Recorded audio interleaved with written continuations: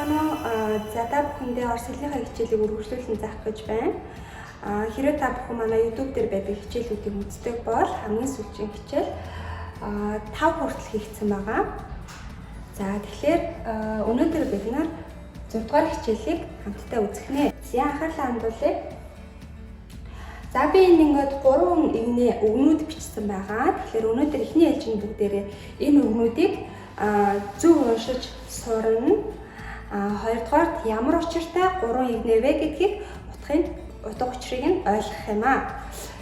За дом. За энэ бол байшин гэсэн утгатай. Диск, журнал, музей, день, словарь. За эхний игнэний өгнүүд та бүхэн аль хэдийн гадралсан байх. Бүгдээрээ гүйгүүлэгчээр төгссөн, хагасыгээр төгссөн, зарим үед зөөлний тэмдгээр төгссөн мужской родын өгнүүд байгаа. За мужской родыг бид нэр юу гэж хэлдэг вэ? Зэрэг хүс буюу on гэдэг байгаа. За тэгэхээр би on гэж бичвэл илүү ойлгомжтой байх болов уу гэж on гэсэн байгаа. За энийг та бүхэн маань юу гэж ойлгох нь? Мужской род гэж ойлгох нэ. Мужской род эрх үсийн өгнүүд байх нэ. За тэгээ ямар үед энэ мужской род байдгийг, ямар үед женский род байдаг вэ гэдэг талаар одоо өмнөх видео хичээлүүдээр байгаа учраас би энэ удаа давтахгүй харин хэдүүлээ. Яг одоо энд байгаа өгнүүдийг зөвдөөдөд одоо монголоор орчуулгуудыг мэдэх нь өнөөдрийн хичээлийн зорилго юм шүү. За диск бол ойлгомжтой, журнал гэвэл сэтгүүл, музей бас ойлгомжтой. За день гэдэг маань өдөр гэсэн утгатай. Словарь тол бичиг та бүхэн мэдж байгаа бох тийм үү? За хоёр дахь игнэр өгүүлэлөө бүгдээрээ оръё. Сумка цүнх, газета. За сонин, семья гэр бүл, академия. За академи гэдэг үг сүүлийн үед маш их модонд орсон тийм ээ. За энэ бол та бүхэнд ойлгомжтой байгаа хаа. Ночь. За бас зөөлний тэмдгээр төгссөн байгаа. Женский родыг шүн гэсэн утгатай. Дочь. Охин. Бас женский родыг байгаа. Окей.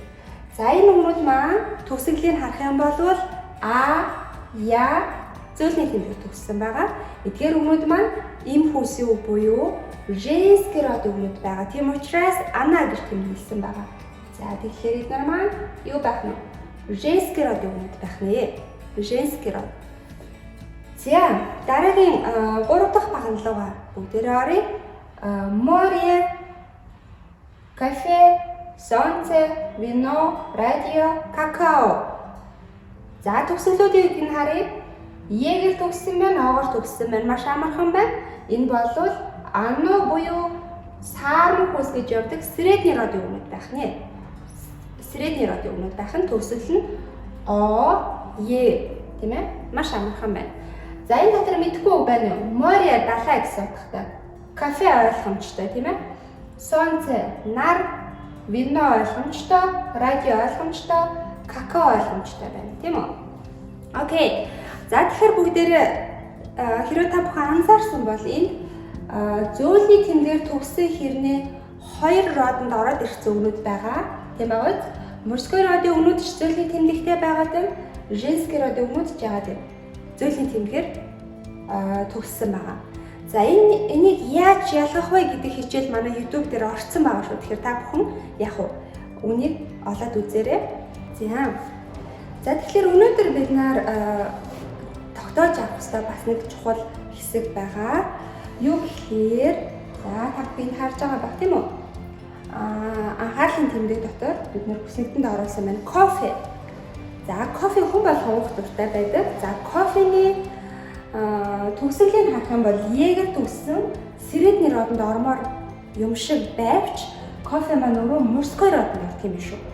За энийг тогтоож аваарай. За жишээлбэл бүгдээрээ кофе гэдэг үгэн дээр одоо холбоо үүсгэх тийм ээ. Одоо өтгөн кофе гэвэл крепкий кофе гэж хэлнэ. Крепкий кофе. Хэрвээ бид нэр родыг мэдэхгүй байсан бол крепкое кофе гэж бичээд алдаа гарах нь шүү. Кофе маань мужской род байна. За дараа нь такси. За бид нар яалтаа үед тусалдаг тийм үү? Такси маань средний род байх нь. Төгсгөл нь игээр төгссөн тийм ээ? өвөрмөц айн маань юу байх нь средний род үг байх нэ. За дараа нь время гэсэн цаг хугацаа гэсэн утгатай үг байгаа. Время цаг хугацаа гэсэн утгатай. Энэ үг маань хэдийгээр яагаар төгссөн боловч яадаг вэ? Средний родонд ордог байгаа. Орос хэлэнд энэ яагаар төгссөн 10 ширхэг үг яадаг байх нь средний родонд ордог гинэ. За тэгэхээр эдгээр үгнүүдийг та бүхэн бас дэлгэрүүлж судлаарай. За дараагийн үгнүүд папа, дедушка, дядя гэсэн 3 үг байгаа. За утгыг нь харъя. Папа аав, дедушка өвөө, дядя гэвэл заав гах нагацах гэсэн утгатай.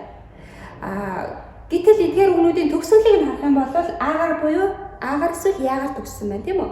За тэгвэл бид нар юу гэж бодох вэ? Яагаар төгссөн юм чи энэ үгнүүд одоо женский родонд л орох байх гэж бодож боловч нөгөө талаасаа ямар зөрчил үүсч гарч ирэх үг гэхээр эдгээр үгнүүд маань бүгдээрээ эрэгтэй хүмүүсийг зааж байгаа. Тэгэхээр өөрийнхөө утгыг дагна гэсэн утгаа дагаад эдгээр үгнүүд маань яг мужской родонд ордог байх нэ. Хэдийгээр яагаар төгсөж байгаа боловч яадаг байх нь мужской родонд ордог байх нэ. За тэгээд эдгээр 6 үгөө та бүхэн сайн цээжлээрэй. Бүгдээрээ дараагийн хичээлээрээ уулзъя.